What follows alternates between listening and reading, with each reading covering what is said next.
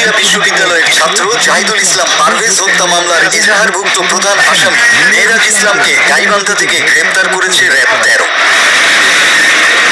চাঞ্চল্যকর এই হত্যা মামলার আসামিদের ধরতে অভিযানের ধারাবাহিকতায় সুনির্দিষ্ট তথ্য ও গোপন সংবাদের ভিত্তিতে র্যাব 13 গাইবান্ধা ক্যাম্পের একটি দল তথ্য প্রযুক্তি ও গোয়েন্দা তথ্যের মাধ্যমে জানতে পারেন যে পারভেজ হত্যা মামলার এজাহারভুক্ত 1 নং আসামি মোহাম্মদ মেহরাজ ইসলাম গাইবান্ধা জেলার সদর থানা এলাকায় অবস্থান করছেন। খবর পেয়ে ফোর্স সহ সদর থানার সাহাপাড়া ইউনিয়নের ভবানীপুর গ্রামের জনৈক মোহাম্মদ ইরশাদ হোসেনের বাড়ি থেকে বিকেল 4:30টার দিকে তাকে গ্রেপ্তার করা হয়। গত 19 এপ্রিল তুচ্ছ ঘটনাকে কেন্দ্র করে নিজ ক্যাম্পাসে খুন হন পারভেজ। এই ঘটনায় ভিডিও ফুটেজ দেখে 8 জনের নাম উল্লেখ করে ও অজ্ঞাতনামা আরো 25 থেকে 30 জনের বিরুদ্ধে